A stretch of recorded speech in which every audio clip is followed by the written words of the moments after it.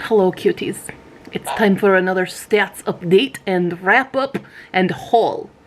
Again, with this accent, I don't know why. Hello. We read a lot again. I can't be controlled, apparently. But my TBR game sure tries to. That's for sure. I thought, oh, February, it won't be that bad. You know, no, it would be, because on top of the regular 10-book TBR, we had some arcs and commissions and a horror readathon and also sort of a bet with a friend. And I will have I don't know if that video's already out yet from when I'm filming this. You may or may not have already seen the review and the 72 hours in a haunted house vlog. If not, coming soon, because I'm behind on editing and everything. Yeah, we read a lot. We read a ton. I read 24 books. 24 in the shortest month of the year. That's almost a book a day. There's 28 days and I read 24. Some of these I did read in a day. A couple of these I did 2 in a day. You know? Because, I'm an insane person. Hello, nice to meet you. Yeah.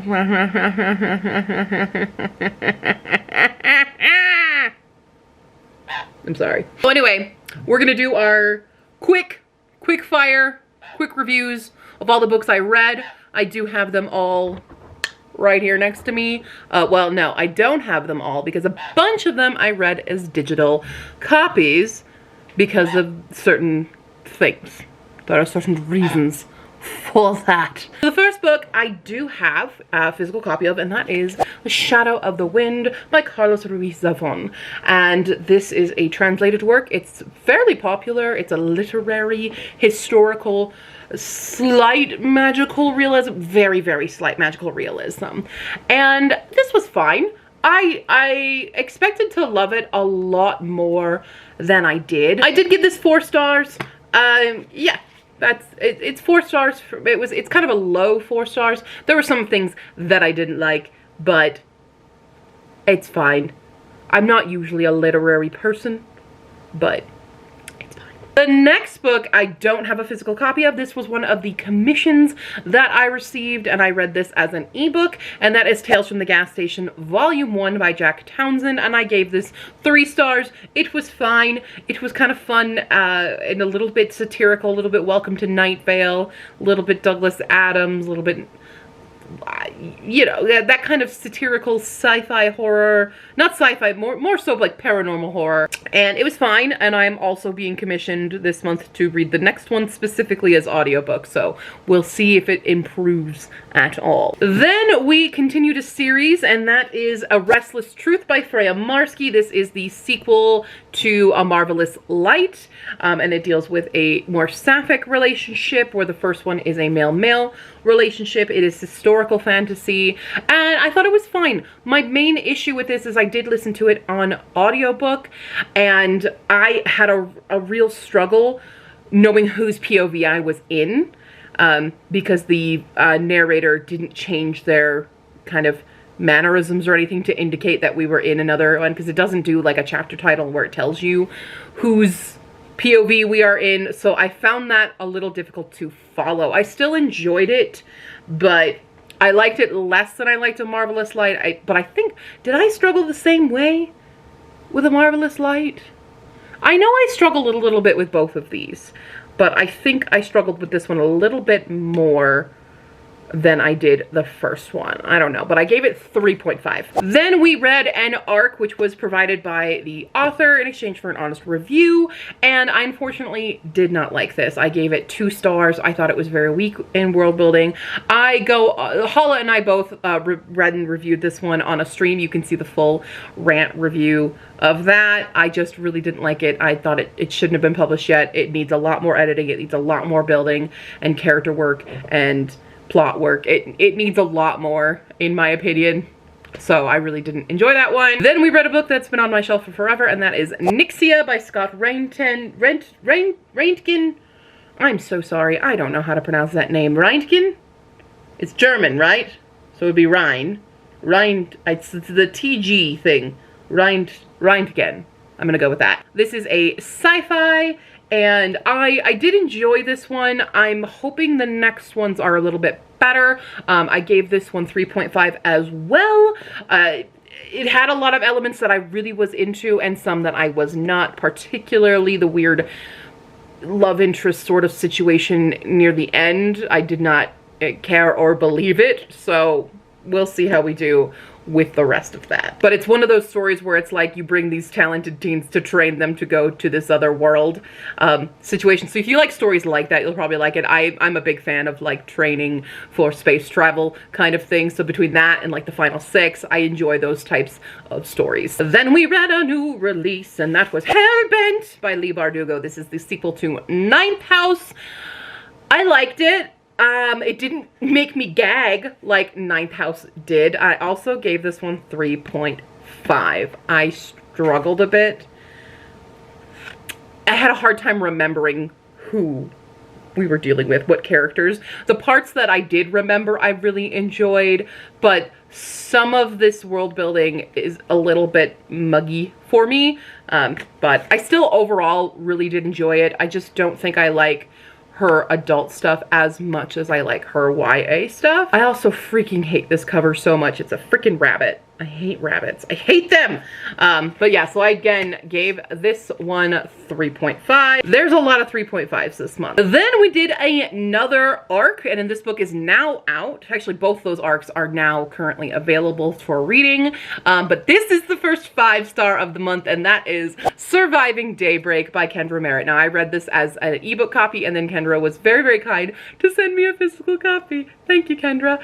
And I did do a larger review about this in the 3 indie books that you need to read video. I absolutely love this. It is a solo survivor on another planet story, very similar to like The Martian. It's got a lot of humor. It's got some fun character building. It's got some crazy creatures going on, and I just absolutely love this. It has it's less focused on the science and the tech jargon that The Martian has, and it's just more about her survival and bonding with this AI that she has implanted that was supposed to help her wake up. It's fantastic. There's also a small short story that was, that's right, I have a sticker that was sent to me.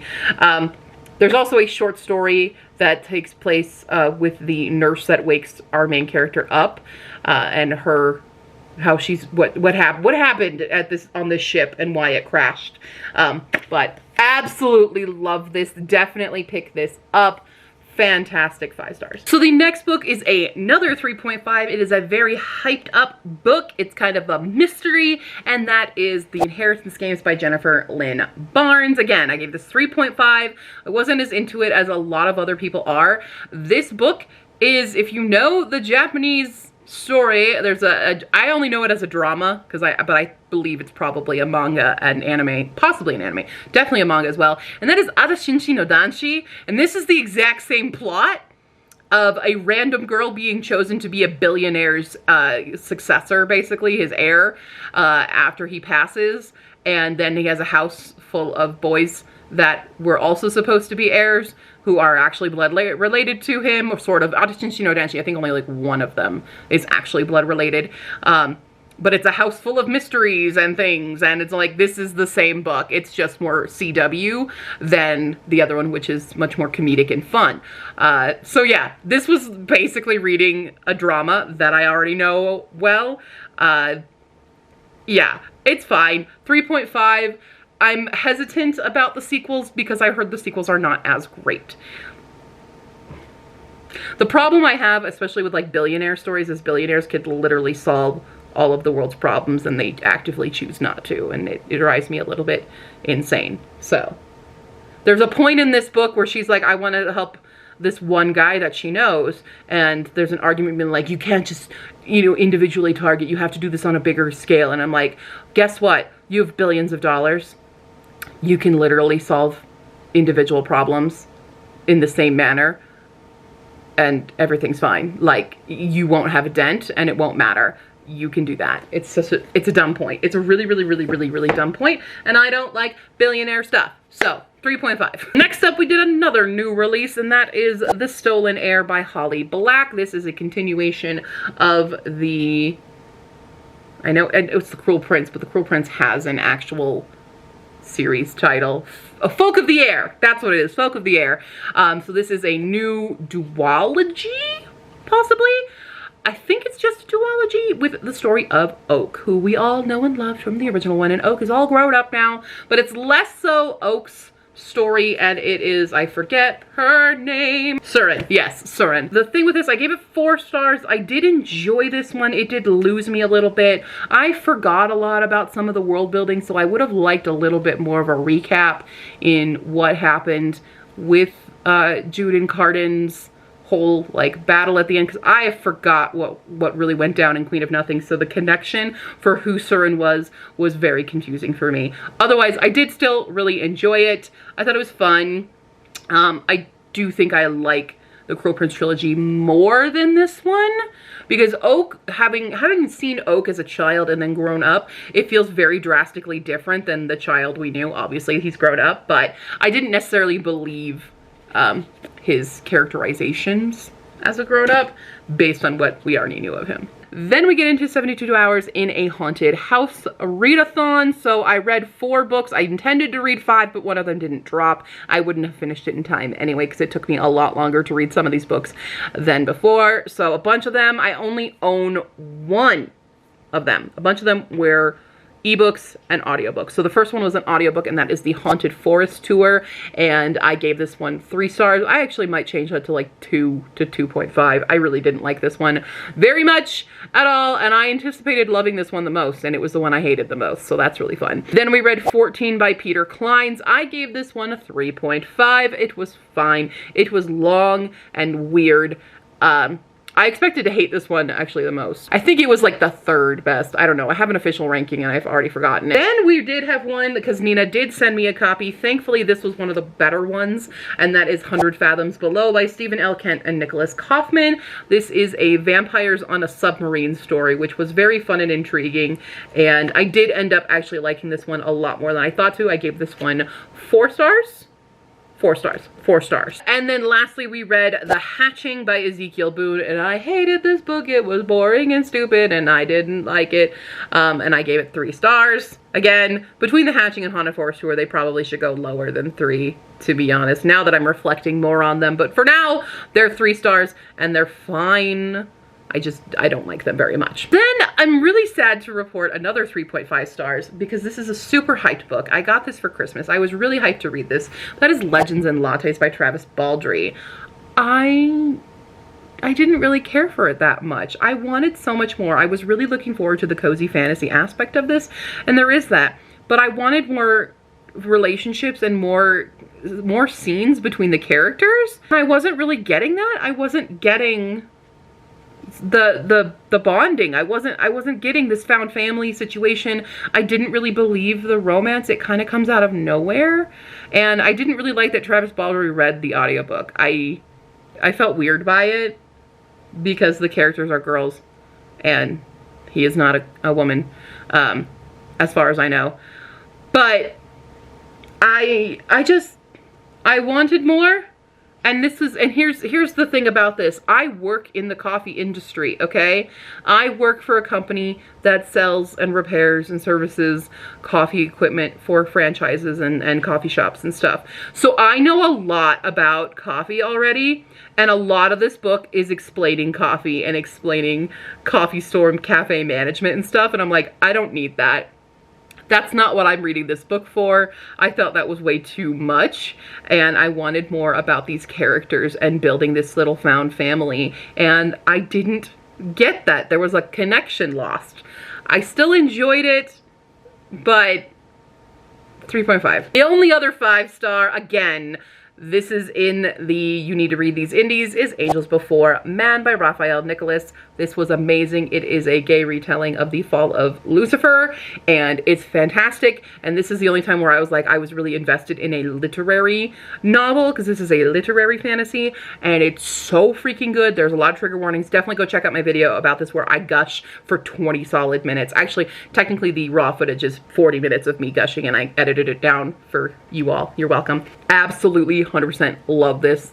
Probably currently in the running for best book of the year. And then we finally got onto the TBR because I don't think any of those were on the official TBR. Now we got onto the TBR. First we have Daughter of Smoke and Bone by Laini Taylor. I finally read it, yay! And I did love this. I did give it 4 stars. I really, really like this one. It's another fantasy. I definitely still like Strange the Dreamer more than this trilogy. There's a few like kind of YA aspects of it that I'm like, okay, these are very standard tropes, but I did thoroughly enjoy this. The twist about certain things. I actually liked this backstory. There's a huge chunk of this that is backstory and revealing of kind of memories. I loved that storyline, and I'm like, we should have just written that instead of where we're at. But I mean, I still liked the main story, but yeah. Yeah, and the twist at that end, oof, that was painful. I'm very scared to go on with that series, I'm not gonna lie. Then we read our classic of the month. I mean, I'm not doing like a classic of the month. I just kind of keep winding up on my TBR, and this is the only classic, right? This is the only classic, whereas next month is Evil, and I have 5. But we have The Time Machine by H.G. Wells, and I like this. I'm a huge fan of the classic movie, not the 2000s one, the classic movie. I used to watch it on repeat as a child. I was fine. I gave it 3 stars. It's fine. This is why I think I need to go back and give Haunted Forest Tour and The Hatching lower ratings, because this is an actual 3-star where it's like, it's fine. It's fine. There's nothing necessarily angering about it. The other ones I have anger points, so I think I will actually lower them, which will change a few things. You know what, let's just do it right now on the spreadsheet. Time Machine, it's great, it's fun, I do love The Time Machine. It's a standard classic and kind of boring. Kind of, not boring, but like the way that it's told, I wasn't a fan of the means of storytelling in that one. Then we finally read the last of the 5 commissioned books from Nina, and that was Devolution by Max Brooks. This is a Bigfoot horror story, and I actually like this a lot more, even though there were some problematic stuff. The audiobook for this was phenomenal because Judy Greer, who I love, is one of the narrators. Nathan Fillion is also one, but his stuff was not as vital. Judy Greer could have read the whole thing and I would have been fine. But I did enjoy that one. I did give it 4 stars. I think Devolution actually wins for the best book in that 5, with 100 Fathoms Below right behind it. So I did enjoy that one. Yay, I enjoyed a horror. What the heck? That's crazy. I never enjoy horrors, really. And then continuing the actual TBR, we have Don't Tell a Soul by Kirsten Miller. This is also a thriller mystery with a slight paranormal aspect, but not really. I gave this one 4 stars. It's fine. It's okay. It took me a bit to get into it. There's a lot of mystery going on. The real reason why she's gone to this place, I thought it was just a reason that it's a trope I'm not a huge fan of, and but I wanted it to lean more into the paranormal and it didn't. But overall, as an actual story and a thriller mystery, it is enjoyable. I did predict who the bad guy was, kind of a thing, but it's good. I think if you like thriller mysteries and stuff, you probably will like this. Then we got to go on to a sequel of an indie series that I do love, and I gave this 4 stars, and that is The Cauldron of Life by Caroline Logan. I like this series a lot. Here's the thing. The first book establishes a kind of potential relationship, and that relationship kind of goes out the window, and we get a new love interest, and that is normally a trope that I don't like. But I really liked it in this one because it felt more believable for the love story sort of thing. It's not an official love story either. It's kind of a, this is your new potential, and definitely she's realizing I don't love the other guy. He's more my friend, and I am falling more in love with this one. We don't get like any smut scenes or anything like that, thankfully, because that would have been really weird given the circumstances. But I really enjoy this world building. I really enjoy the characters. I think Caroline Logan does a really good job making characters and making character arcs that are believable, because a lot of times when you establish like the first love interest in the first book and you draw it out forever, that is annoying. But having a character grow and realize these were fleeting feelings because I hadn't known affection at all, and I was just, you know, putting my image of what affection is, projecting it onto that idea of things, and then maturing and realizing this is really what more of that connection feels like. I was scared because I saw a little spoiler going like, wait, what? He's not going to be the love interest anymore? And it makes sense now that I've read this one, but I thoroughly am enjoying this series. I immediately went and had to buy the next 2 books. They're on their way. Next up, we read The Sandcastle Empire by Kayla Olson. I have owned this book for absolutely ever, and it was potentially an unhaul for a long time, and honestly, it should have been. I gave it 3 stars. It's fine. It's marketed really wrong. Like the summary of this, I thought this was going to be a solo survival story. It is not. We deal with a lot of characters and some weird tech, some weird dystopian that I wanted more information about how this world fell into the dystopia, and it just wasn't given to me very well. If it was, I probably zoned out on reading it, but it was fine. I probably should have unhauled this one, but I gave it its shot, and it failed. It failed a bit. Then we had a surprise. I did not expect this book to be sapphic, but it was. And if I had just looked at the Goodreads tags, I would have known that, but I totally forgot when I put this on. All I saw was Pride and Prejudice stuff, and I went, yes. But that is The Heiress, Revelations of Anne de Bourgh by Molly Goreeli. So this is Anne de Bourgh's story throughout both Pride and Prejudice and after Pride and Prejudice. It deals with the story of Anne de Bourgh, who is basically drugged on laudanum because she was a very noisy baby, and so that was the solution of the time, was give the baby laudanum, and it makes her addicted to it. But her mother is convinced, you know, Lady de Bourgh is convinced that her daughter is very weak and sickly and must always have her dose of laudanum. So it's a little bit of that helicopter parent where it's detrimental to their health, and it's her kind of breaking free of this. She has this really awesome governess before Mrs. Jenkinson that is like, you're so much better when you don't take your medicine. Like the mornings before she takes her dose, she's active, she's brilliant, she's totally fine. And then she takes the dose and, you know, it's laudanum. Teacher ends up going away, and she gets Mrs. Jenkinson, who's right on it. But she grows and learns and feels more, and finally breaks free and goes to live with Colonel Fitzwilliam, her cousin who's married, and really experienced London society, experienced life, and builds this beautiful relationship with another girl who is on her 3rd season, but is very loud and boisterous and is like the iconic loud lesbian. And they form a romantic relationship that way. So I was not expecting to have a sapphic romance in an Austen retelling of all things. That's not something I normally see, so it was very refreshing, and I really did enjoy this. I think it could have done without the epilogue, though.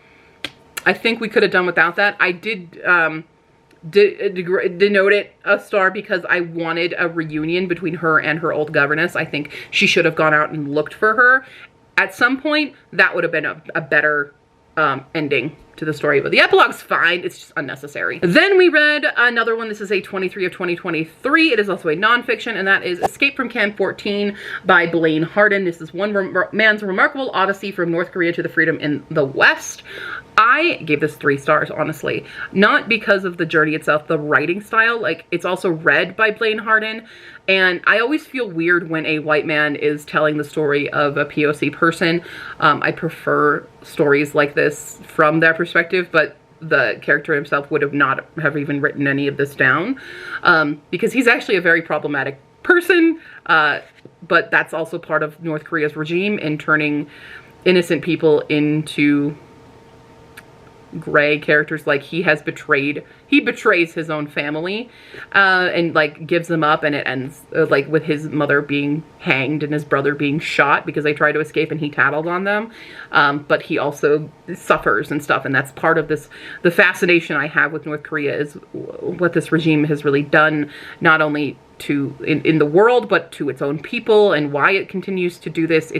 North Korea is a very fascinating subject for me, and so I like to read these ones. I just thought the actual storytelling of this, the way that it's written, is a little bit too Like Blaine Harden is a journalist and it reads more like an article than it does like the narrative of his journey. There's a lot more insight into the regime itself and stuff, but that's not why I was reading. I wanted to read his story, and there's a lot of deviating from that, and I just didn't like how it was kind of dry in its presentation. So it's not like nothing against the actual story itself and the experience, but I think as a kind of written book, literary device, I think Blaine Harden, it wasn't that great of the way that he chose to tell the story. And lastly, we read The Mad Scientist's Guide to World Domination, which is edited by John Joseph Adams with a bunch of different authors. Anthologies are fine. I gave it 4 because I tend to have a struggle rating anthologies because individual stories in here, some of them were really great,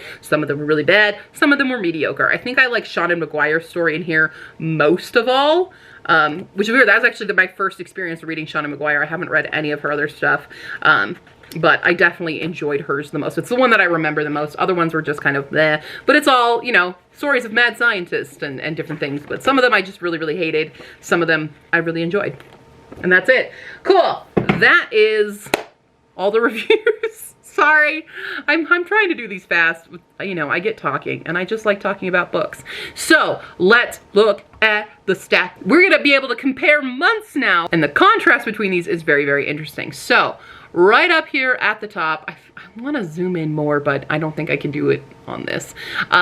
So we started a bunch of other series, and that's partially, a lot of this is going to get skewed because of the horror readathon, but I read 24 books, whereas last month I read 22.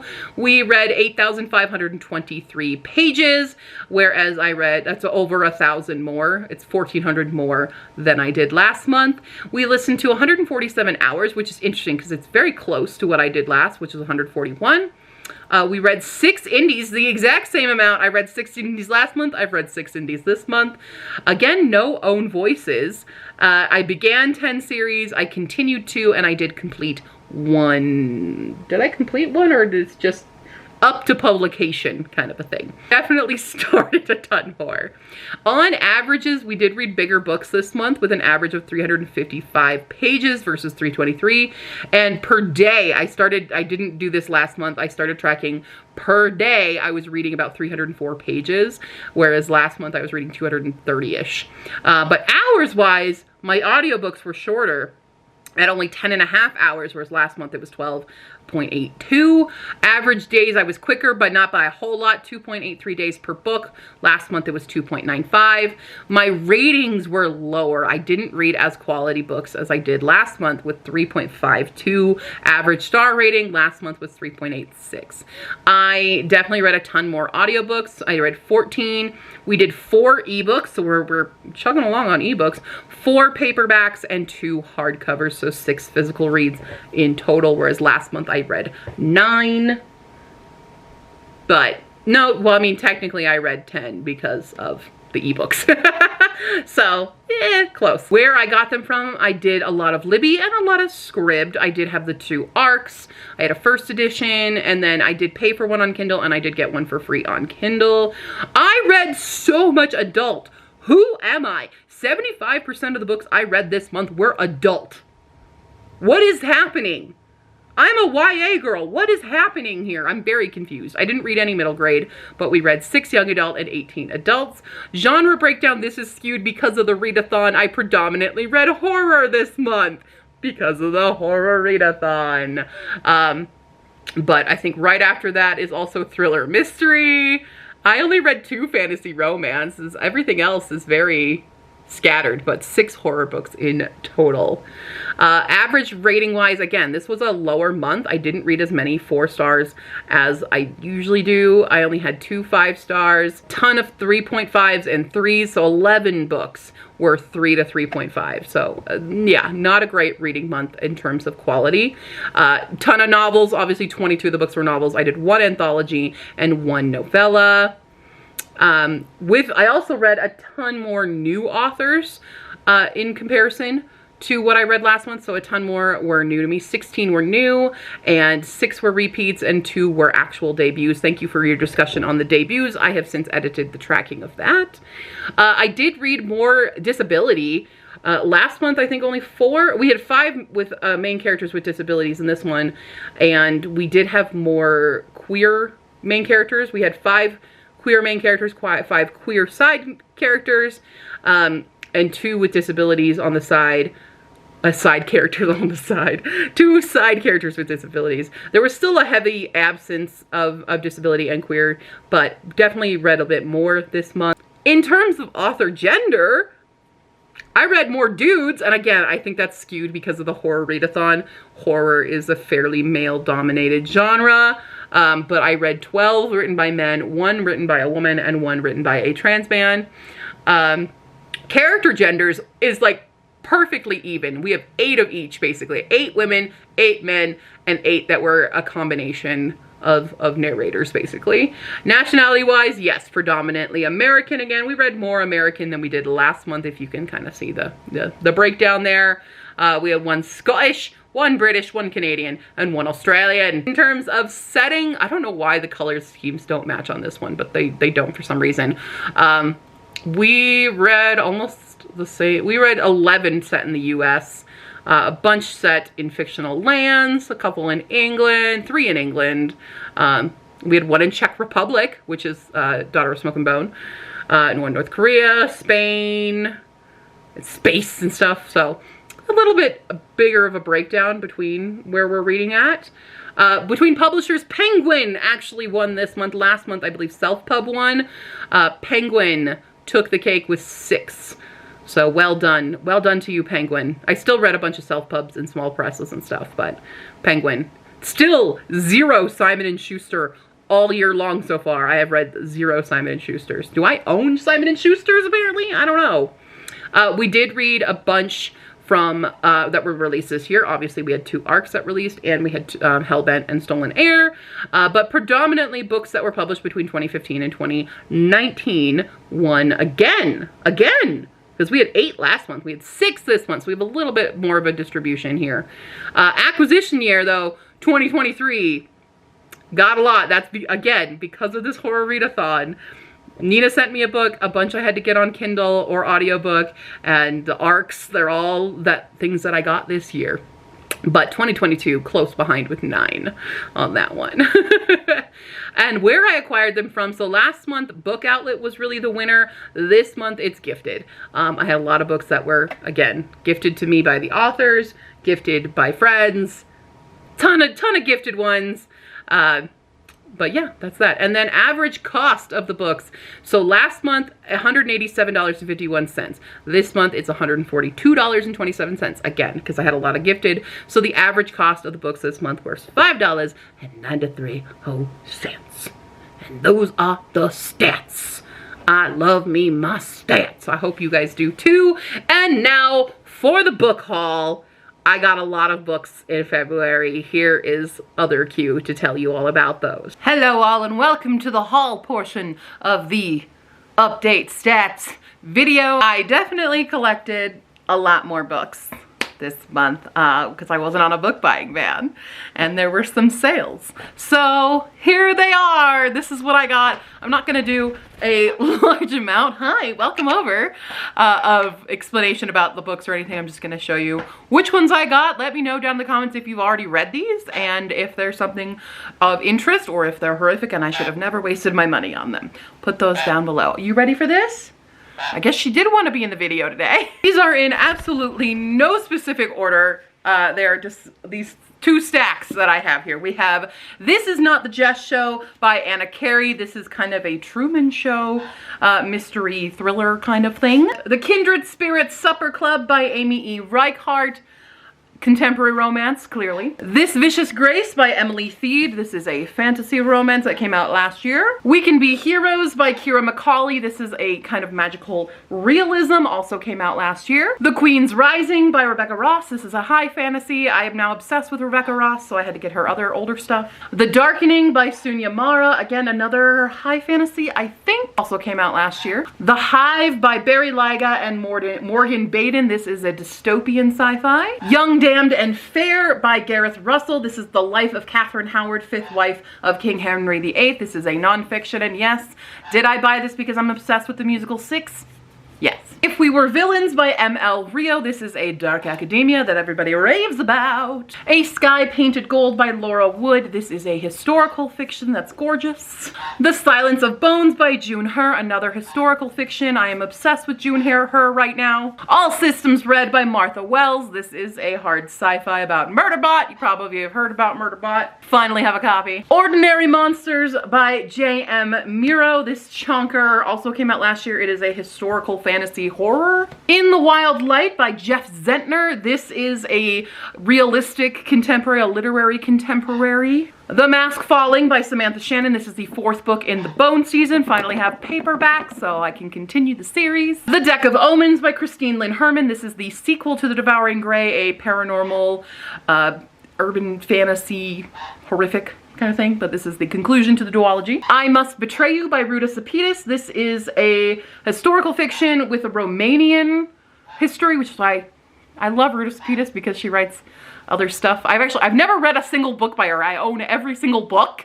I don't know why. I need to get her on the TBR, but she always does historical fiction from other countries that are not just Holocaust.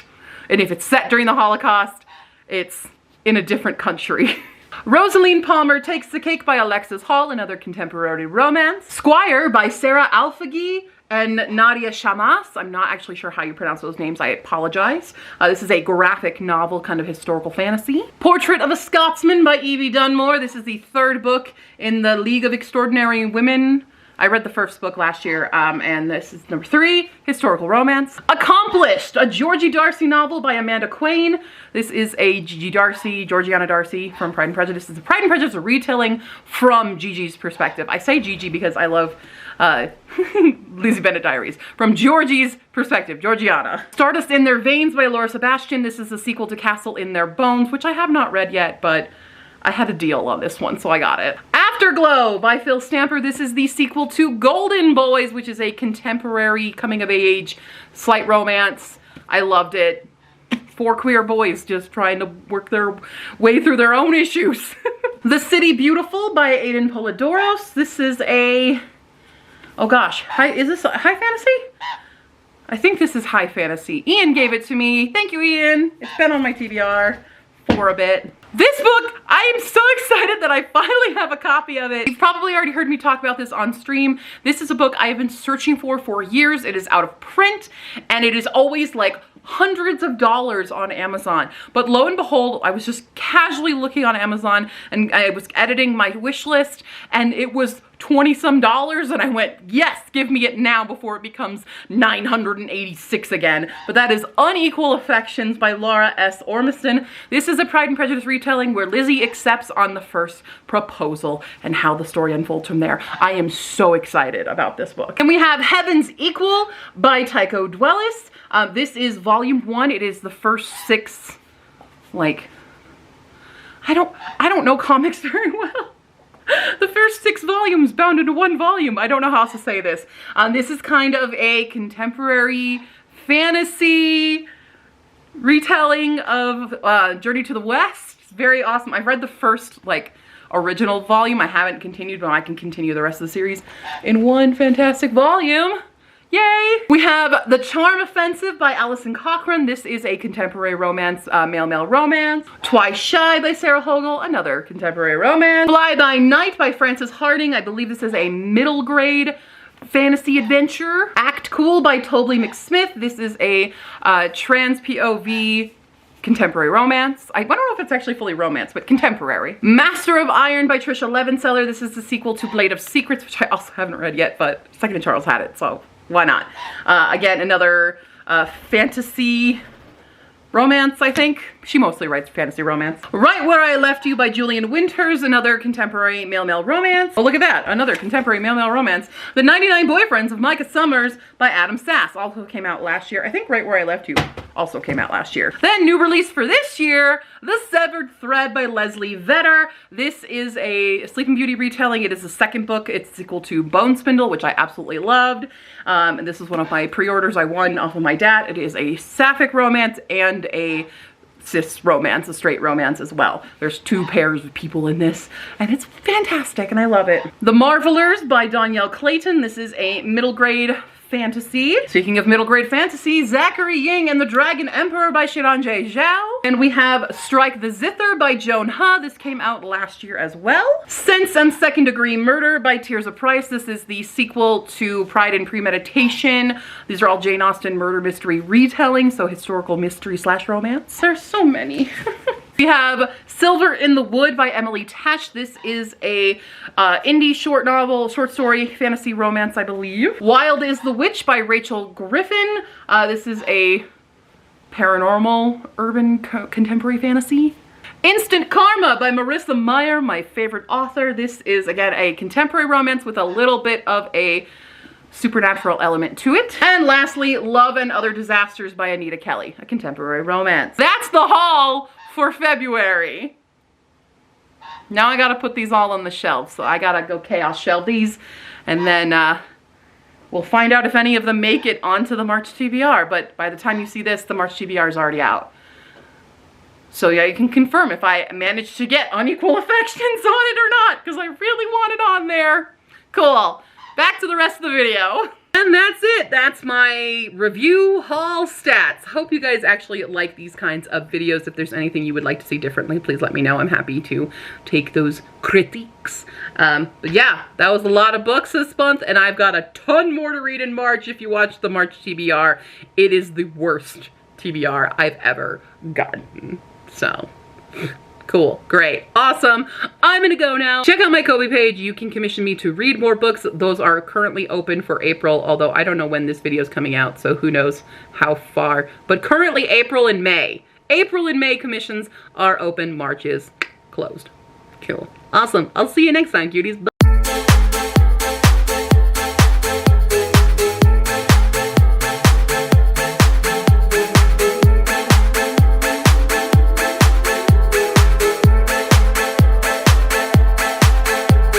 No, that's not what we're at all. Then we get into the 72 hours haunted for it.